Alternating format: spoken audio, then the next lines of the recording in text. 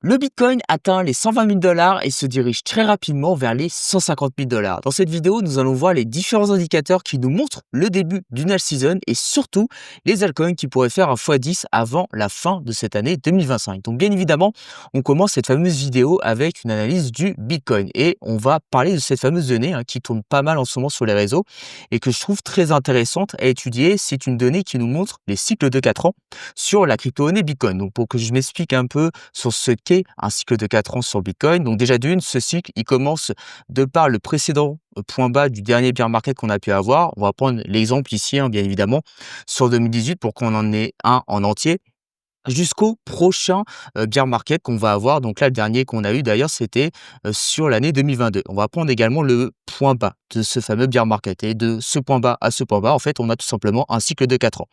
Durant ce cycle de 4 ans, ce qui est intéressant à regarder, c'est qu'on a également les 3/4 qui sont occupés par le bull run. Donc, vous voyez ici, tout ce mouvement-ci, c'est le bull run. Il occupe les 3/4 de ce cycle de 4 ans.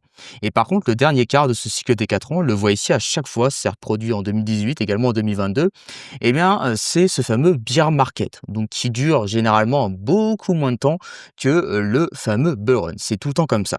Là, si on regarde un petit peu plus ce qu'on a d'ailleurs actuellement, on voit déjà que bon, ce cycle haussier dans lequel on est actuellement, on l'a déjà bien entamé. On l'a commencé au début de l'année 2023, je vous en parle chaque semaine, mais on le voit encore plus ici, c'est la réalité. Et on se trouverait proche, en fait, de la fin de ce cycle haussier. Pour quelle raison? Tout simplement, on arrive à la fin des 3/4 de ce cycle des 4 ans dans lequel on est et qui a commencé, je le rappelle, ici à la fin de l'année 2022. Donc en fait, on aurait potentiellement, et je dis bien potentiellement, un sommet de marché qui pourrait se trouver vers la mi-octobre 2025. Donc en fait, on serait en train de faire là actuellement la dernière jambe haussière de ce fameux mouvement haussier qu'on a commencé depuis le début de l'année 2023. Donc là, s'il y a des coups à jouer, bien évidemment, ça va être maintenant. Et ensuite, eh bien, on pourrait tout simplement entamer le bear market. Donc bien évidemment, ça ne nous donne pas le prix auquel va aller le Bitcoin, par exemple ici. Et pareil, la rentabilité qu'on pourra en tirer sur les altcoins. Mais ce qui est sûr, c'est que le Bitcoin devrait continuer à augmenter. Donc c'est pour ça qu'on pourrait se diriger vers les 150 000 $ et qu'en plus de ça, avec lui derrière, il va entraîner tout le reste du marché des crypto-monnaies avec les altcoins qui ont bien baissé sur ce début d'année et qui pourraient là faire de très très belles performances, bien évidemment, sur cette fin d'année 2025. Donc bien évidemment, maintenant, on va regarder dans les détails ce qui se passe sur le Bitcoin pour voir où il en est dans sa hausse et surtout par rapport à la semaine dernière où, bon, un jour avant le break du dernier sommet des 111 000 $, on avait pu faire la vidéo et je vous avais parlé d'une chose, c'était ce fameux dernier sommet haussier qu'on avait ici sur du très très court terme. Moi, je voulais une chose, c'est qu'on retrouve une certaine tendance haussière à très très court terme. Parce que c'est vrai on l'avait un petit peu perdu. On avait atteint ici les 111 000 $. On le voit à la fin du mois de mai 2025. Et ensuite, on se dirigeait voilà vers les 100 000 $. On pouvait potentiellement aller en dessous.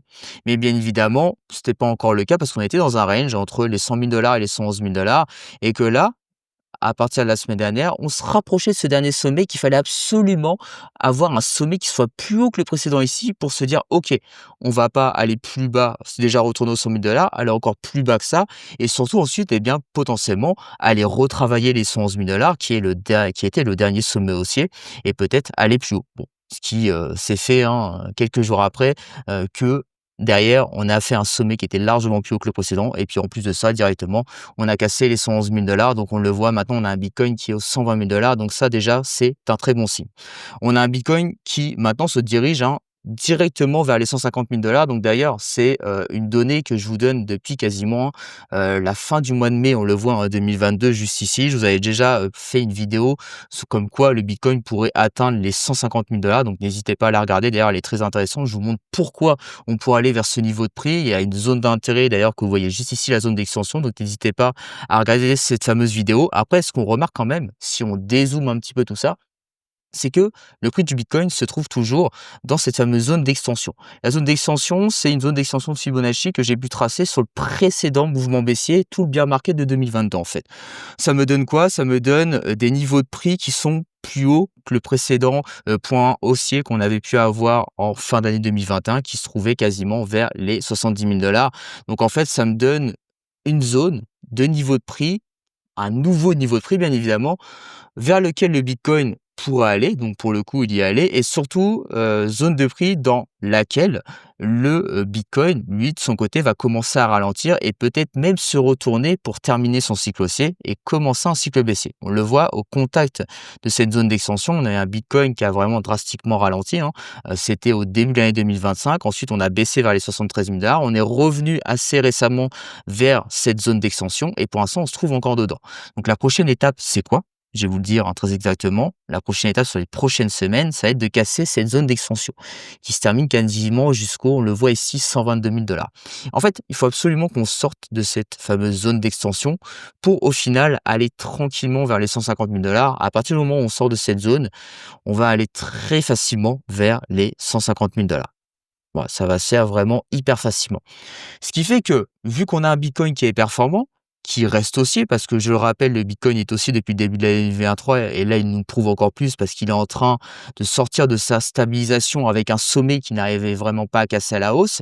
Bah, maintenant que le Bitcoin a retrouvé cette bonne tendance haussière, qu'il est reparti à la hausse, ça va de nouveau attirer les capitaux dans le marché des crypto-monnaies. Ces capitaux qui arrivent dans le Bitcoin, bien évidemment, vont être ensuite transférés vers le reste du marché des crypto-monnaies et vers les altcoins. C'est ce qui commence à se faire sur Ethereum, c'est ce qui va commencer à se faire également sur les altcoins. C'est pour ça qu'on a de bonnes stabilisations qui sont en train de se mettre en place. Je vous en parle depuis plusieurs semaines. Attention, on a des stabilisations qui sont très intéressantes sur les altcoins. Le Bitcoin là attire les capitaux et ensuite il va les distribuer dans les altcoins. Pour moi, ça va se faire sur l'été. Ce qui fait qu'on a des crypto-monnaies qui sont hyper intéressantes et j'en ai choisi quelques-unes que je vais vous partager parce que pour moi, il y a des coups à jouer sur celle-ci avant la fin de cette fameuse année 2025 et pourquoi pas justement générer un fameux x10 dessus. J'ai commencé directement avec la crypto-monnaie Tao. Crypto-monnaie Tao que j'ai eu beaucoup en analyse, hein, d'ailleurs, quand on analysait des altcoins et que c'était intéressant au début de l'année.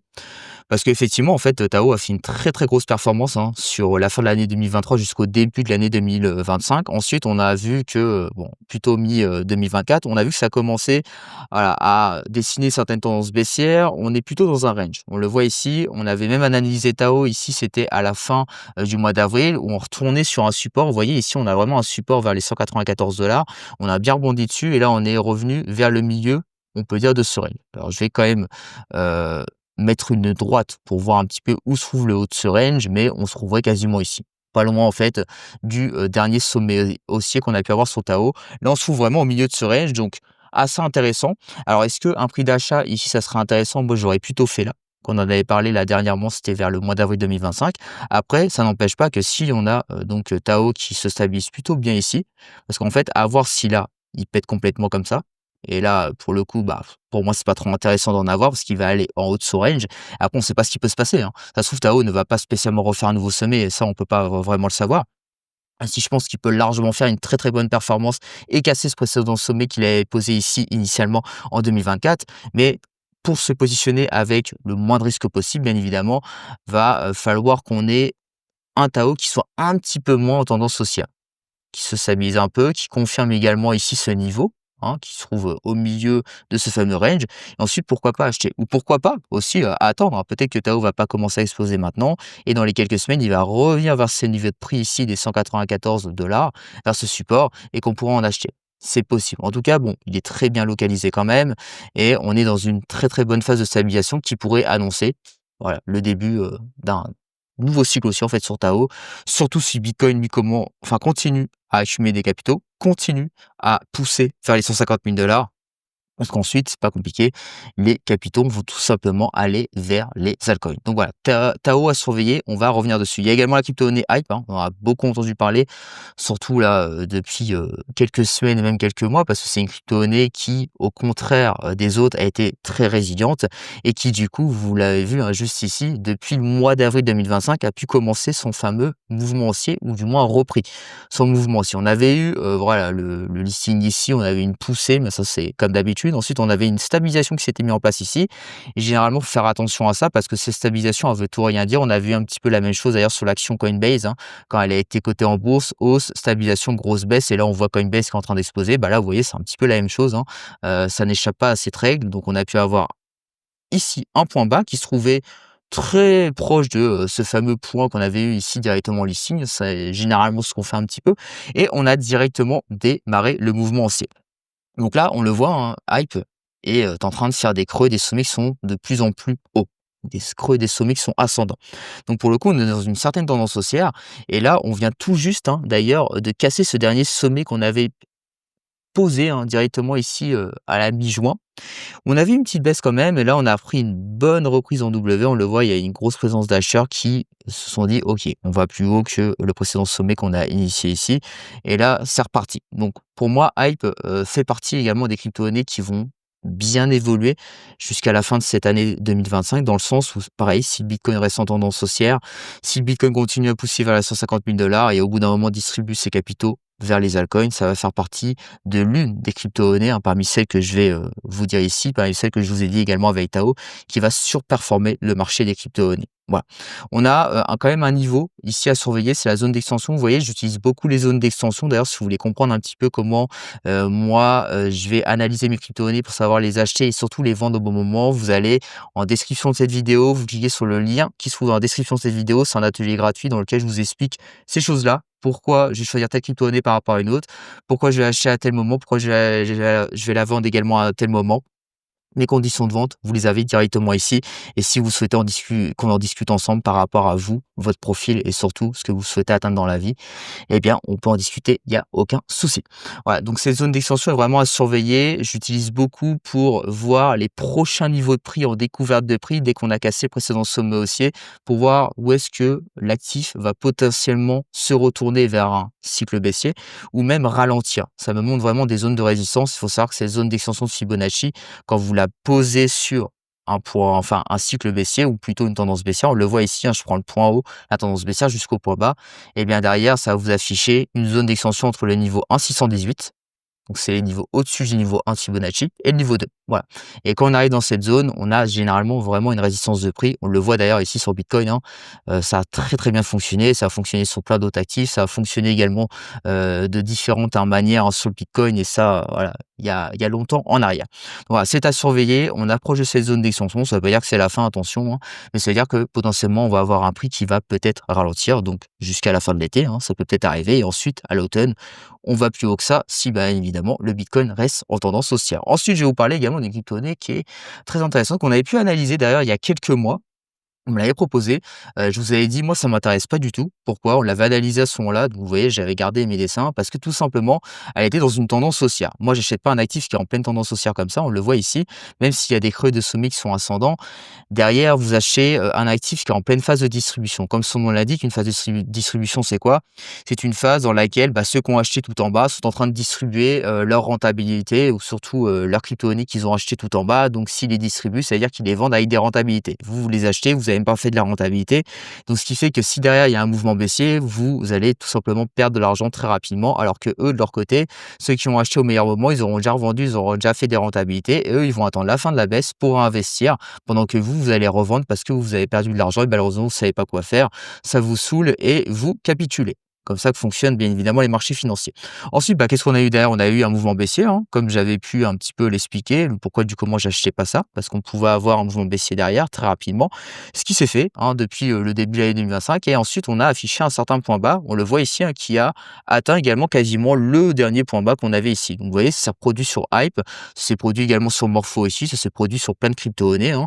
C'est pas compliqué, mais généralement on va très rapidement vers le précédent point bas. J'en ai déjà parlé dans certaines vidéos. C'est comme ça, qu'on trouve un point bas dans la plupart des cas, bien évidemment, d'un cycle baissier. Ensuite, on a une crypto-monnaie qui a repris ici, hein, avec des acheteurs qui se sont manifestés. On le voit ici, on avait des creux, des sommets qui étaient descendants, OK? Et ce qui nous prouve que des acheteurs sont revenus, bah, c'est qu'ici, on a un sommet qui commence à être plus haut que le précédent. Alors qu'avant, c'était pas du tout le cas. Pareil ici, on le voit, un nouveau sommet qui est plus haut que le précédent. Donc ça serait bon avec un creux qui est plus haut que le précédent. Donc là, des acheteurs commencent à reprendre le lead. Attention, derrière, ça ne veut pas dire qu'on va repartir to the moon directement ici sur Morpho.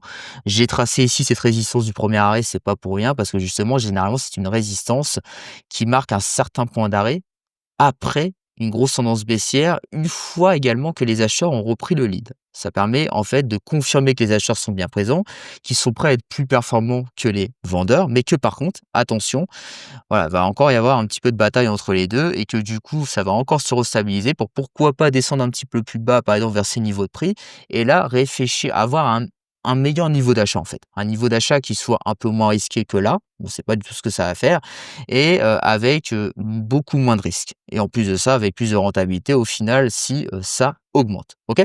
Donc voilà, une crypto-monnaie qui est très intéressante surtout d'un point de vue fondamental également, mais qui je pense, avant la fin de cette année 2025, pourrait faire une très belle performance également si le bitcoin confirme sa tendance actuelle. Et dernière crypto qui on en avait déjà parlé, également, la crypto-monnaie SUI. Voilà, qui a fait, voilà, on va dézoomer un petit peu, une très belle performance également donc sur 2023-2024 avant d'exploser complètement jusqu'au début de l'année 2025 comme pas mal d'ailleurs d'altcoins. Là, on est revenu sur des bons niveaux de prix. Donc déjà, on était revenu sur des bons niveaux de prix. On l'avait vu ici en avril 2025. Donc je vous avais dit que pour l'instant, j'avais pas m'y intéresser à ce moment-là. C'était pile poil là qu'on l'avait analysé.